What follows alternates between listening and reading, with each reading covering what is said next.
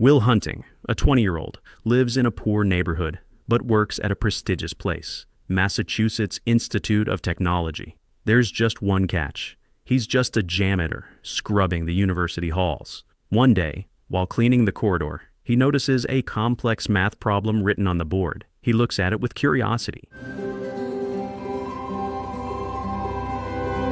It was placed there by the local professor, Gerald Lambeau.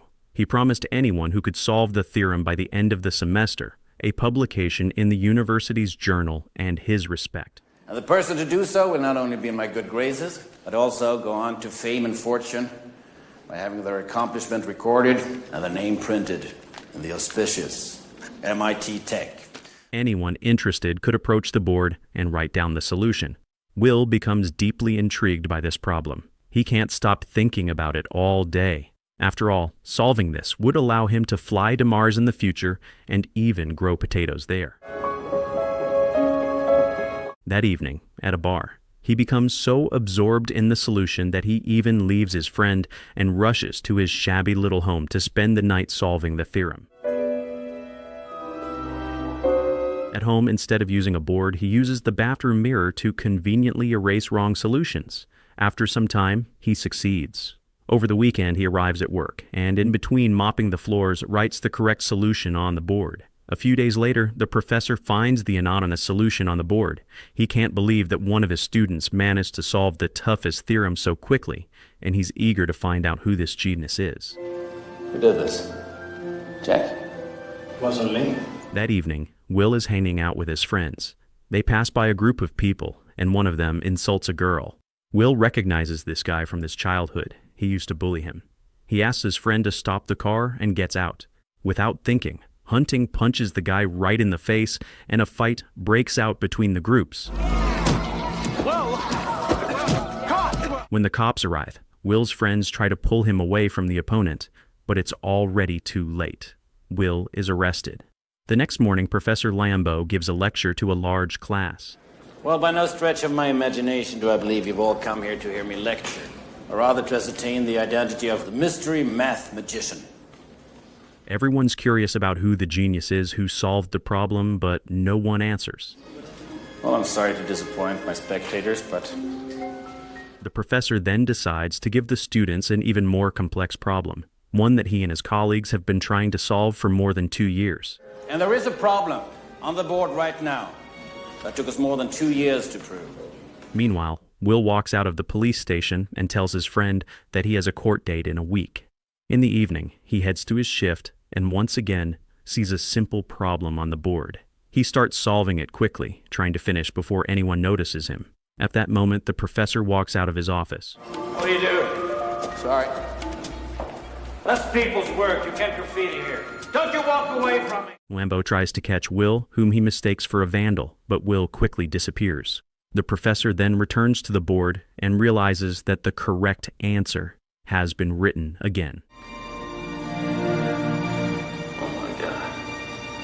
That evening after work, Hunting heads back to the bar with his friends and tells them that he was fired. Now, he can't attend the university and solve problems. Why did you get fired, Will? Come on. Management was restructuring. The next day, Professor Lambeau decides to track down the mysterious genius. He goes to the janitor's office to find Will. Yeah, what can I do for you? I just need the name of the student who works here. The staff think the professor wants to complain about the cleaning and don't immediately get in Will's name. Asshole. But later, they find out that Will didn't work voluntarily. It was community service assigned by the court. Today, Will's hearing is scheduled. The professor enters the courtroom and sees Will defending himself with excellent knowledge of law and sociology. By the Constitution of the United States, this is the same Don't tell me document about the which guarantees my Constitution of the liberty. United States. Now, liberty, in case you've forgotten, is the soul's right to breathe. The judge reads out all his charges. Despite Will's best efforts to defend himself because of the large number of offenses, he's still sent to jail. You're going in. Motion to dismiss is denied. $50,000 bail. Thank you. Sometime later, Will has a visitor. It's Professor Lambeau, who informs him that the judge has agreed to release him on his own recognizance. There are just 2 conditions. What the fuck do you want? I'm Gerald Lambeau. First, Will must meet with the professor every week and study advanced mathematics. Second, he also has to meet with a therapist once a week to work on his criminal tendencies. And I'm responsible to submit reports on those. Will is sure that he doesn't need therapy, but he agrees to the deal for his freedom. Will is released from jail and he starts attending sessions with the professor. He solves problems with ease, and Lambeau is impressed. But therapy isn't going as smoothly. The professor has invited different specialists to find one who will work best with Will. The first psychologist freaks out when Will mocks his book, which Will read in a single evening before the session. Hey, you know something? I can't do this pro bono work anymore. It's not worth it. The second psychologist takes a more serious approach, using hypnosis to put Will to sleep. Where is it touching you? It's touching me down there. Hey, afternoon delight. But as it turns out, that doesn't work either. Lambeau almost gives up, but then remembers a guy from his dorm who might be able to help Will. His name is Sean McGuire. Maureen, stop the oral fixation for a moment and join us. Lambeau walks into Sean's office and tells him about Will's case. He invites him to discuss the details at a restaurant. Before Nancy died. Yeah, I'm sorry. I was in Paris. It was that damn conference. I got your card. It was nice. At first, Sean doesn't want to take Will because of his busy schedule, but the professor convinces him by saying Will is an exceptional case and compares him to a guy from India who, 100 years ago, made significant discoveries without any education. This Romano, John, his genius was unparalleled, Sean. This boy is just like that. During the first session, Will acts as usual, making sarcastic remarks and mocking the therapist. However, Sean doesn't fall for his provocations. Even when Will says that the painting the therapist made is complete crap, Sean doesn't lose his cool. Only when Will starts prying into Sean's personal life, mentioning his wife, does Sean finally snap. If you ever disrespect my wife again, I will end you. Time's up. After the session, Professor Lambeau sees that Sean is upset. He tells Sean that he can quit, but the therapist insists on seeing Will again in a week. Thursday, 4 o'clock. Make sure the kid's here. After the session, Sean spends a long time thinking about Will's comments about his wife. The loneliness eats at him. Meanwhile, Will goes on a date with a girl named Skylar from the bar. She tells him that she inherited a lot of money from her father and plans to apply to Stanford University. They have a great evening, and at the end, they kiss at a diner. The second therapy session arrives. This time, Sean decides to hold it not in the office, but on a park bench. Will starts his usual sarcastic act, but Sean interrupts him. He tells Will that he's been thinking a lot about his words and now has something to say. In Sean's eyes, Will is still just a little boy who knows nothing about real life. He may learn facts about all the artists in the world, but he's never left Boston and never seen their work in person. He can quote works about war, but he's never been on the battlefield. He can recite sonnets about love, but he's never truly loved or been vulnerable in front of a woman. But the most important thing, Sean himself will never understand the pain of an abandoned orphan until Will opens up to him. Personally, I don't give a shit about all that, because you know what? I can't learn anything from you. I can't read in some fucking book. During the next session, Will stays quiet the entire time. Sean remains calm, confident that Will is just testing him. And he's right. During the next session, Will finally breaks the silence and tells Sean a dirty joke. They start talking about relationships with girls, and Will casually mentions that he went on a date recently. Sean asks if he plans to see Skylar again, and Will makes an unexpected confession. He admits that he doesn't want to ruin the perfect image of her that he has in his head. This girl's like fucking perfect right now. I don't want to ruin that. Sean argues that Will is afraid of ruining his own perfect image, not hers.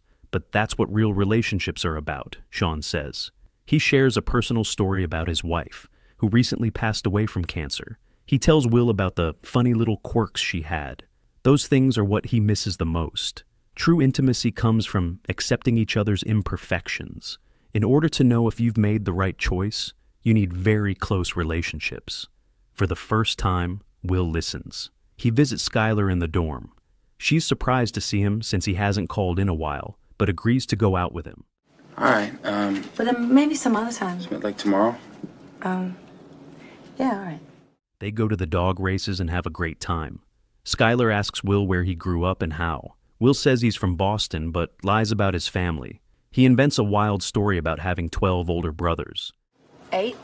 How many? I have 12 big brothers. You do not I swear to God, I swear to God. I'm lucky 13 right here. Even worse, he has to promise Skylar that he'll introduce her to his family soon.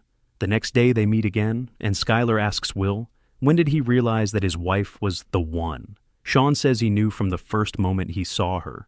He tells Will the story of how he once scored tickets to a rare baseball game, but didn't go because he met a beautiful girl at a bar instead. I sure as hell don't regret missing a damn game. Skylar keeps insisting that Will introduce her to his real family, but he still refuses to tell the truth. So, he decides to at least introduce her to his friends, including Chuck. Surprisingly, Skylar fits right into their group, joking and drinking beer with everyone. But at the end of the evening, Chuck ruins Will's mood. Oh, not tonight. Oh, no, not tonight. Not any other night, hon. He knows once you see that little shithole, he's getting dropped like a bad habit. Later, Professor Lambeau meets with Sean at a diner to check on Will's progress in therapy. He's not really interested in Will's relationship with his past. What he's really curious about is what Will's plans are now that he's under his mentorship. Sean responds that he's not going to force Will into anything. He has to choose what he wants from life. Professor Lambeau gets angry and says he's already introduced Will to the right people. Let's talk about the boy. Why don't we give him time to figure out what he wants? But he doesn't know that Chuck went to meet those people instead of Will, asking for payment and ruining the deal with his inappropriate behavior. You can speak with my aforementioned attorney. Good day, gentlemen. And until that day comes, keep your ear to the grindstone.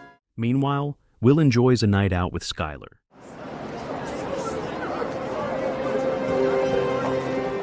Then, at her place, she unexpectedly throws him off guard by asking him to come with her to California, where she plans to attend Stanford. Will immediately refuses, making up a ton of excuses. But Skylar insists. She's convinced that Will is just stuck in his little world, where he has no competition and is scared of the new. Then, Will blows up. He's sure Skylar is just playing with him, that he'll always be just a fling to her because he's poor. Why are you saying this? What is your obsession with this money? Skylar tells him that if she had to choose between having a living father and his inheritance, she'd definitely choose the father. She's scared too, but she wants to be honest with Will, while he isn't. Will protests, but then Skylar remembers his non-existent brothers. At this point, Will completely loses control. He starts yelling, saying that Skylar would never want to know the truth about him. After all, he's an orphan, and people tortured him as a kid. Skylar, in tears, reassures him that she would want to know everything about him, including the most painful details. And then she confesses she loves him, but Will's heart is already closed. I don't love you. Will meets with Professor Lambeau. He's upset about what happened at the meeting with the business partners and scolds Will for his recklessness. Will explodes. He says he's not sure he even wants this academic career anymore. Communicating with the professor is like torture, because his mind is far sharper than Lambeau's. Lambeau says he expected at least some gratitude from Will. They argue, and Will leaves. Later, he's invited to an interview at the National Security Agency, where they promise him a golden career. Will refuses the offer, saying he doesn't want to ruin the lives of regular people just for some political ambitions. Oh, come on. I mean, that is what you do. You guys handle 80% of the intelligence workload. You're 7 times the size of the CIA. He soon meets with Sean again. Sean asks why Will turned down the NSA job. Will responds, So what did I think? I'm holding out for something better. The therapist asks if Will has any friends he can talk to, and if he ever feels lonely. Will lists famous philosophers like Kant and Nietzsche, and Sean reminds him that real relationships can only be built with living people. Sean asks why Will chose the most prestigious college to work at, but when he was writing on the board, he was hiding. When Will is asked what he really wants from life, he starts spouting nonsense about how he wouldn't mind laying bricks or being a shepherd for the rest of his life. Sean understands that Will is just mocking him and doesn't want to be honest with himself. He kicks Will out of his office. But I ask you a very simple question, and you can't give me a straight answer. Will is confused, wondering why he's being kicked out. Sean explains that Will is not sincere with him and calls him a shepherd. Where's your soulmate? You want to talk about soulmates? Where is she? Dead. Time passes. Will calls Skylar, but she's given up waiting for him to make any serious decisions. I love you. You take care. After this conversation, Skylar finally leaves for California. Will stays in Boston, working construction with Chuck. Meanwhile, Professor Lambeau talks on the phone, saying that Will's not keeping his promise and that he'll send him back to jail. Well, if he doesn't show up and I file a report saying he wasn't here and he goes back to jail, it won't be on my conscience. During break, Chuck asks Will what he plans to do next. Will answers that he doesn't plan to spend his life solving stupid equations and being a lab rat. Probably make some nice bank, though. I'm gonna be a fucking lab rat. Better than this shit. He plans to stay in Boston and party with his best friend forever. But unexpectedly, Chuck doesn't like this plan. He openly tells Will that he's being a moron by throwing away his talent. Chuck admits that every day he dreams of showing up at Will's house before work and seeing his friend finally leave that hole. Meanwhile, Lambeau finds out that Will has stopped attending therapy sessions with Sean. The professor threatens to tell the judge and accuses the therapist of pushing Will toward a life of juvenile crime. I don't care if you have a few laughs, even at my expense, but don't you dare undermine what I'm trying to do here. Sean responds that the professor doesn't care about Will's feelings and that he's been alone his entire life, never learning to accept love. But Lambeau doesn't listen. He's paranoid now, convinced that Sean is just getting back at him for his successes. The therapist can't believe his ears. This self-satisfied idiot really thinks Sean is jealous of him. You think I'm a failure. I know who I am, and I'm proud of what I do. Sean says that he's only concerned about Will's destiny and his true desires, which Lambeau could easily crush and make Will feel like a failure. I can come back. No, come in. I was just leaving. Lambeau quietly leaves, leaving Will alone with the therapist. Sean explains to Will that his fight with Lambeau isn't personal. They have a long history together. A lot of that stuff goes back a long way between me and him. Changing the subject, the therapist mentions that he's prepared a report about Will for the judge. Will asks if there have been others like him in Sean's practice. Suddenly, Will learns that Sean's background is similar to his own. His father was an alcoholic who used to beat him. Sean repeats to Will that he's not responsible for what happened to him. Will tries to brag about it at first, but then he breaks down and lets his emotions out.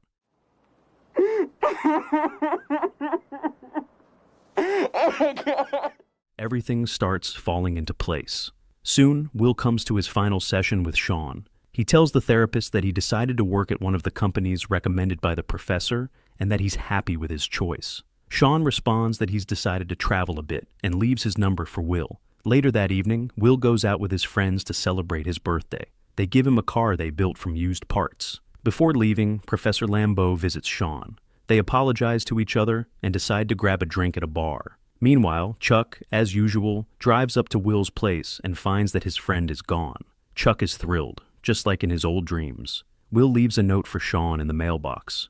The therapist opens it and learns that Will quit his job at the company and left for California to be with Skylar. In the note, he uses the same phrase that Sean used when telling his friends he skipped a baseball game to meet his future wife. This retelling is dedicated to Robin Williams.